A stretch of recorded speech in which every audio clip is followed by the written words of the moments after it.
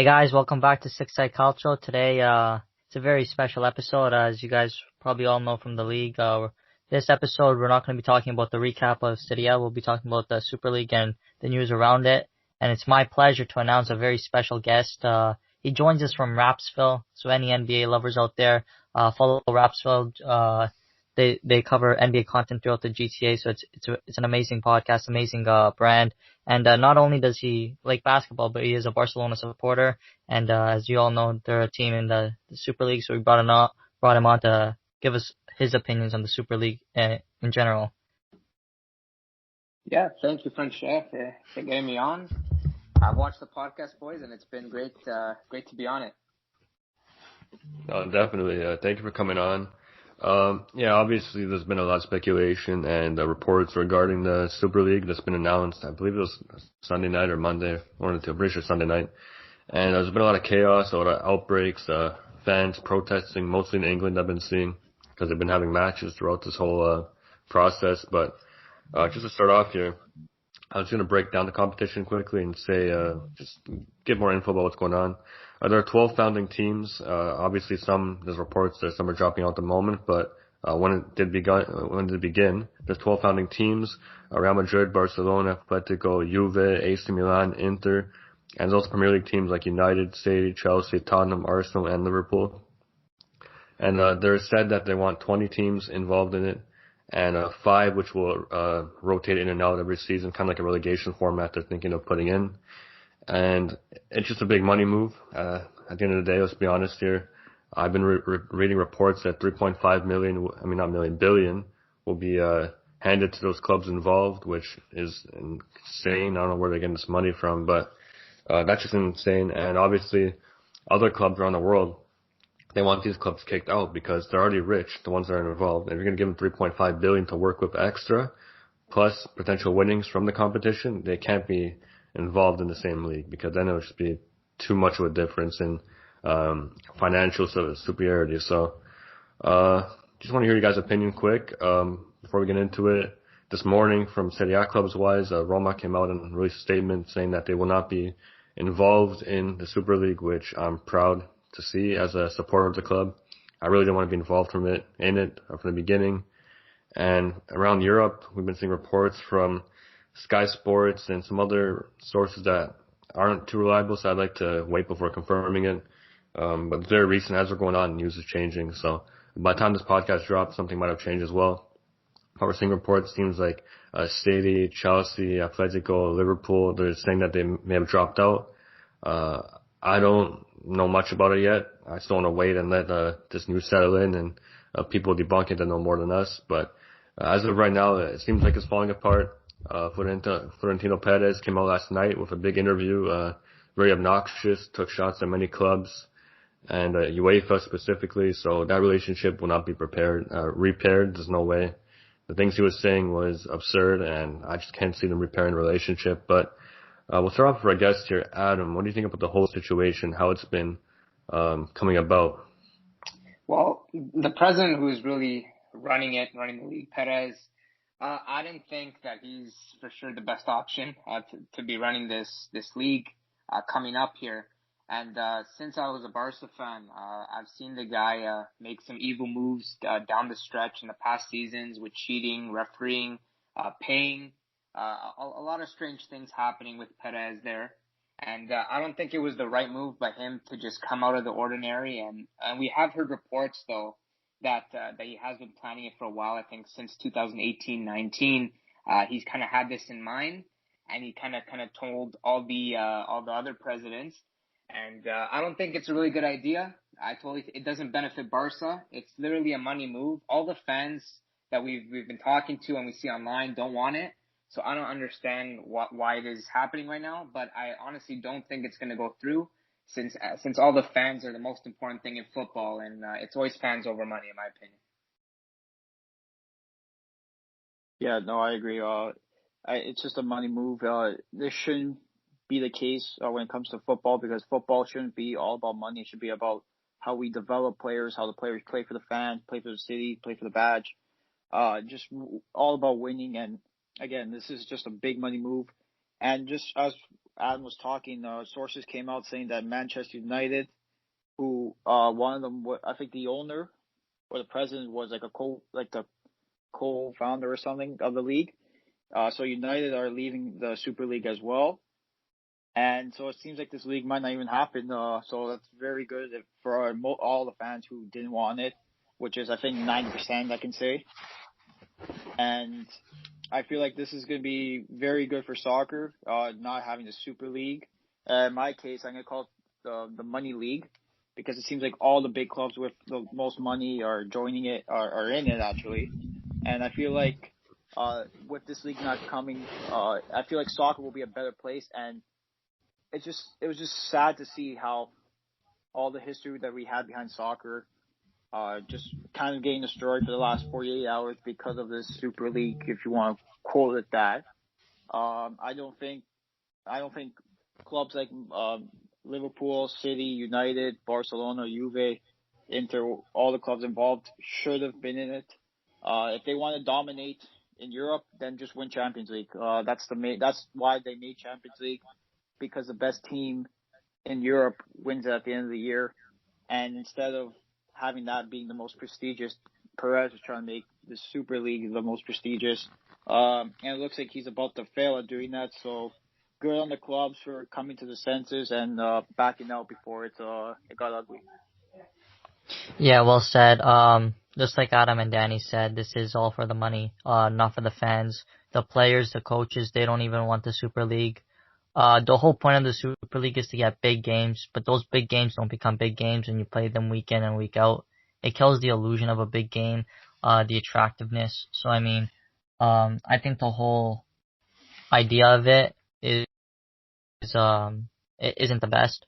Obviously, as a business, for the owners, it's good for them because they're getting more money than what they ever would with UEFA and the domestic league. So, it's all for the money the owners are doing for it. No fans want it.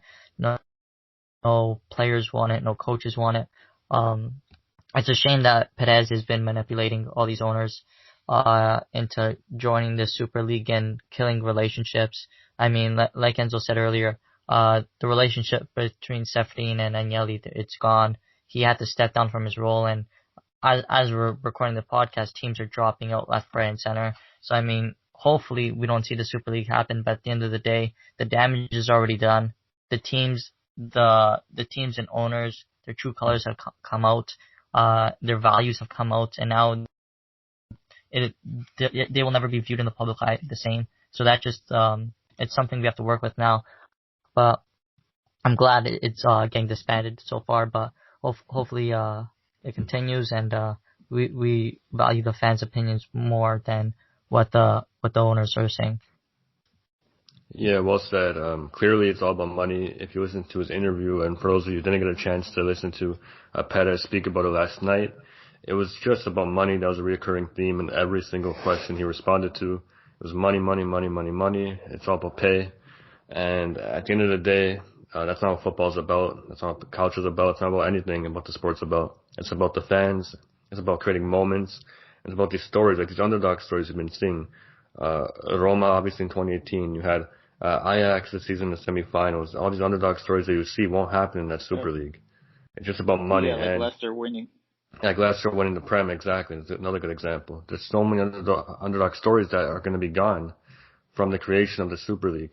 At first, when I thought it was being created personally, I thought it would be kind of like similar to a Champions League where it would be midweek.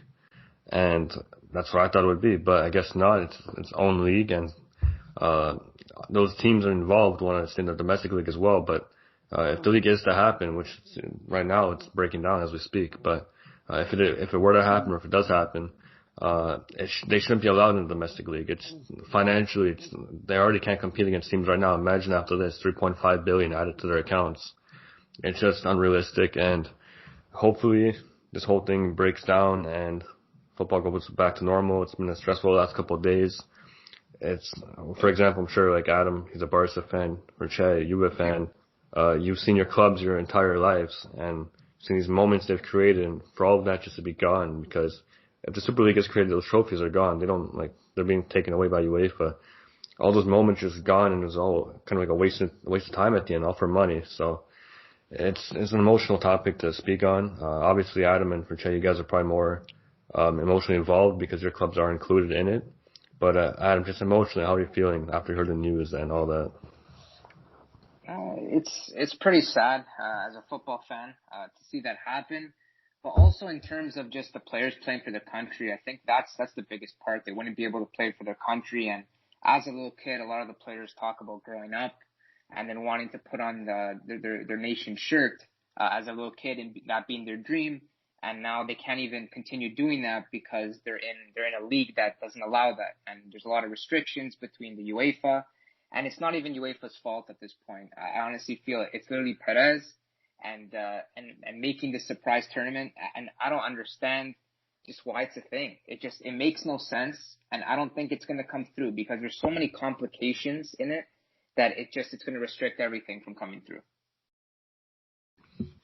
Yeah, I agree with Adam. I think with Perez, he's the definition of greed in my books.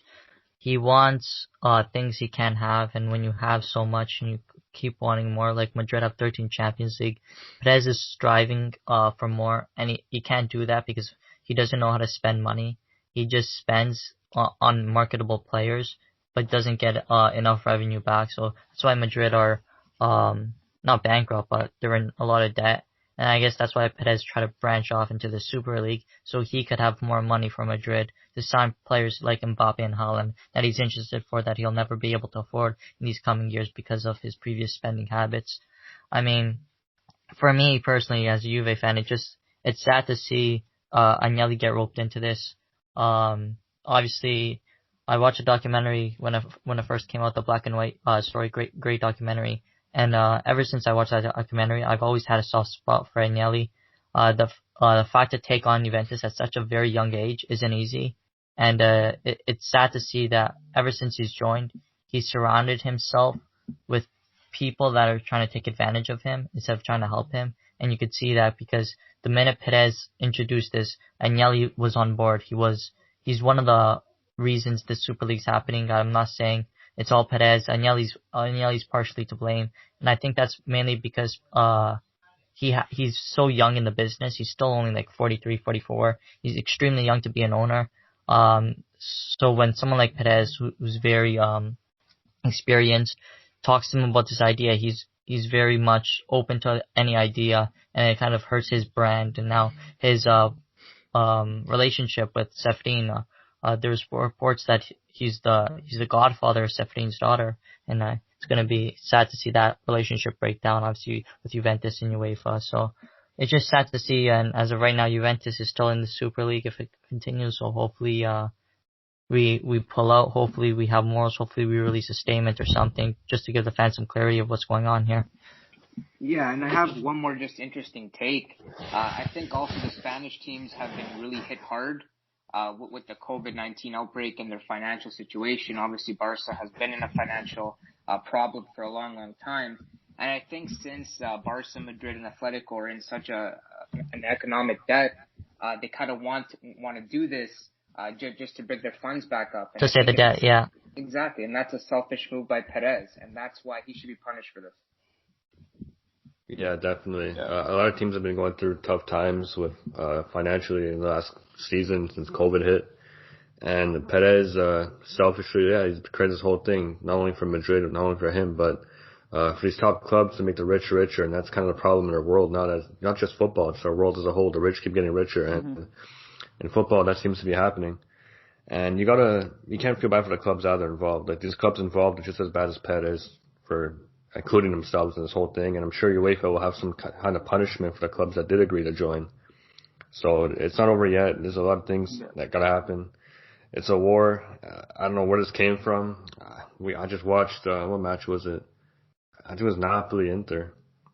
I was watching a match, I'm pretty sure it was Napoli-Inter, and a couple hours later, this whole thing just came out. What a mess. It's been a long last couple of days, and hopefully it comes to an end and we see some clarity in the coming hours and coming days. Dan, just quickly, what do you think about Napoli's situation? Because you still haven't spoken up about not wanting to be included, and what are your thoughts? I'm kind of like also as well, like I don't want to be a part of it at all. And when Perez said, oh yeah, clubs like Napoli and Roma could potentially one day be in it. When he said that, I said to myself, I go, this guy better get his mouth away from my club. Because I know ADL, we all know he's a money guy. And this is a great opportunity for him to get money. But I also think that he knows better not to join. And what he said today, this morning, when like these rumors are saying that Napoli were invited, and he tweeted out JP who? I was sleeping. That kind of calmed me down a little bit, but also I don't even think the league's gonna happen now. Just the way it's been going, the last couple of minutes, I'm seeing a lot of clubs backing out. So hopefully this league it doesn't happen, so I don't have to worry about Napoli joining. But I also believe that ADL is smart enough to realize what's good for business and what's good for the club.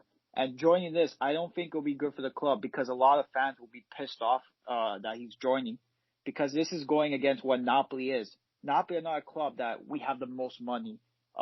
We have to focus on money. We're a working class club. We're in Napoli. The economy is shit. I'll say that. So yeah, the money will help, but Napoli, they look for football because it's like an escape for them. This is what they look forward to every week, every year. Seeing that where we came from, we were close to bankruptcy before ADL came in and saved us, you can say. And this goes against what Napoli means, because we're a city that we like earning stuff. When we win trophies, even though we can win one trophy every 10 years, that one trophy we will cherish forever. And going into the league, if there's no relegation, no promotion, Napoli are not they can't compete with Bayern Munich week in and week out. They can't compete with City and stuff week in and week out. Maybe the teams like Chelsea, Arsenal, Tottenham, yeah, that's our level. But teams like Bayern, City, Liverpool, the ones that bring in the most money, we're not going to compete because they're always going to get the best players. So for me, I feel like ADL thought about this well, and that's why he tweeted out what he did. And I wouldn't be surprised if the next couple of hours, maybe in the next day or so, if there's still talks about them adding teams into the league, that Napoli released a statement saying that we're not going to be joining. That's what I hope for, and I'm leaning more on that side. I feel like Napoli will. But I wouldn't be surprised if Napoli do accept it, but I don't see them accepting it, and who knows if this league's even going to happen by tonight. Yeah, guys, at the time of recording, obviously when we started recording, the Super League was very at the high pinnacle point. No teams were dropping out. It looked like it was looking ugly. And as we were recording, we're getting our phones blowing up notifications of Arsenal leaving, City leaving, Chelsea leaving, United, Barcelona, all these teams dropping off like at the point of recording. So it's just news that's happening like as we record. But just to add on, Dan, I think with ADL, it's very strange because obviously a lot of Napoli fans don't like him for how he handles the market and how he's handling Napoli as a club. And I feel like one way to earn the respect back of Napoli fans is to deny the Super League, because obviously no fans want it. But I don't think it's against his character to like if he got a call, like an actual call from JP Morgan, whoever, Perez, whoever's doing these calls, I feel like ADL it's in his character to accept the invitation. Just economically, it's so much better for Napoli to have like financial structure. Yeah, I think Napoli would do so much. So obviously Napoli would do a lot better with that financial structure behind them, but for the fans aspect, no one wants it, and I think no one wants ADL. it, I think ADL's battling if he wants the fans to hate him even more than they are, or to like get some respect. If ADL accepts this, it will get ugly in the city of Napoli. It will, and around the club, it'll be just a bad taste, and I just don't think he will, because it goes against what Napoli is. Like, if you know this too, Napoli. We're always positive in the books. If at the end of the year when we do what is it, like the balance sheet or whatever, like the financial sheet, we're always positive, if you notice that. And one thing too, ADL's smart with his money a lot of times too. Player wise, I'm not going to say with players or whatever, because there's a lot of things he could have done to improve the team that he hasn't, but that's a different thing. But financially, Napoli are always positive in the books. We make good sales when it comes to kits. When it comes to ticket prices, I think he can work around and make them more affordable for the fans to go. But just renovating the stadium, even renovating the stadium with COVID and stuff, we were positive this year. And hopefully, like, I'm saying this as if they did join, but I'm hoping they're not. And I believe they won't. So I'm not going to worry too much, especially what ADL said this morning as well. I just hope this league doesn't even happen. Just at the end of the day, I feel like the clubs that were participating in the league, I feel like they're going to get a huge punishment. Maybe ban them from, maybe end with what I'm going to say, maybe ban them from this year's competition. Fantastic. Just as a punishment, and maybe even a massive fine. And who knows, maybe some points taken off. Who knows what UEFA can decide. But hopefully these clubs, we see more clubs leaving this league, and soccer can somewhat come back onto the right track that we want them to, and we can just put this league in the past. Boys, I wanted to ask you a question. What do you think, what's your opinion really on the players? Not too many players are coming out and kind of making statements, not really gathering together. I know we heard of Jordan Henderson of Liverpool kind of call a meeting and kind of have their club kind of come together and try to stop the Super League. What's your opinion of the players not making too many moves in social media and stuff? I think it's more of just like their PR team. It's kicking in and just saying, wait till something's confirmed, because again, this was all like talks and stuff, and I know clubs came out saying this. Because you've seen a few people too. Luke Shaw came out today stating his opinion on it. Pep Guardiola came out today saying his opinion. Then there was a post, I think it was by Bruno Fernandes, if I'm correct. He posted something, and then it was deleted after. Cancelo from Man City posted something, and it was deleted. I feel like clubs who are involved with this the players have to keep quiet just in case this league doesn't happen. But with what Henderson did today, massive respects to him, first of all, calling all the captains in the league, just talking about it. And you could tell players, I think it's kind of their PR team just saying, don't post nothing yet because we don't know the full details.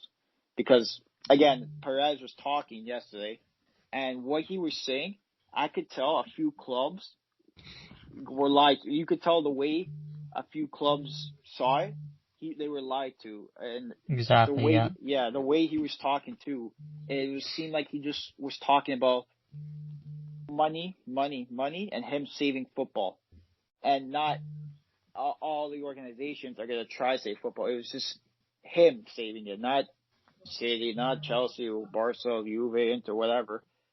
It seemed like it was just him trying to save it. So I feel like clubs they had to be careful what they say, because maybe behind the table, maybe behind closed doors, the clubs were talking with the players and getting their opinions on it and seeing what's best for them. And now we're seeing that a lot of clubs are leaving the league. So I feel like it's more just the PR teams were kicking in and telling these players, don't post anything yet until we confirm something. Yeah, I agree with that. It's definitely the clubs intervening with the players, just telling them, listen, you guys aren't allowed to talk about the Super League on your own behalf. If you're cornered and you're asked about it, like Pirlo was in the press earlier today, it seems like he was person what to say. All he said was, Agnelli's a great president, whatever he does, I back him. I think the Super League's a great idea. You could tell it wasn't Pirlo's talking his true opinion. It was him being told what to say, and I think that's how clubs are approaching. Obviously, you don't want players and teams of the clubs saying, oh, we don't want to do the Super League, because it just destroys the purpose of the Super League. It destroys saying, oh, no one wants to play, why is it happening? And at the end of the day, these players are under contract at the clubs. It's sad to see, but they don't really have a say if this goes on or not. They could boycott, yes, but then it hurts their careers as well. So I mean, it's just incredible to see how the owners handled this and how they treated the staff and players, because obviously I don't think anyone wanted this. I don't think any players wanted this. Maybe like a couple. Like Chiellini's obviously voiced his opinion, saying he wanted 2 months ago. He said he wanted this. He's a very pro advocate for the Super League, but a lot of players aren't in favor of this, and it's just sad to see how the owners just disregarded the fans, disregarded the players, and disregarded the coaches about the Super League. Yeah, well said. It's a sticky situation because Perez did say on Saturday all the clubs involved signed a contract to compete in the Super League, so I'm not sure how a contract can be disbanded so quickly after being signed. Maybe he was lying, maybe only some clubs signed it, and the clubs that didn't sign it are the ones that are backing out right now. We don't know what's going on, so we just gotta wait. Time will tell how this whole thing unfolds, and we're hoping that whatever happens is the best for football. So at the end of the day, hopefully it all goes well. Adam, anything else you want to say before we get out of here? No, not much, boys. Just thank you for having me on. And I want to see our other friend Matthew Marchetti come on in future episodes. He's a fan of Liverpool, and he has a lot of good footy talk, so I'd like to see him in the future. Yeah, we've been trying to get him on for a couple months now, so hopefully that happens one day. Go check out RapzVille. It's RapzVille on Instagram. They also have a YouTube channel. It'll be in the description, so go check them out, please. If you're a big basketball fan, Raptors fan, go to show them your support. We're going to wrap it up here. Thanks for listening. Check out our social media at Calcio on everything. We'll be back next week, and ciao. Ciao. Ciao, guys.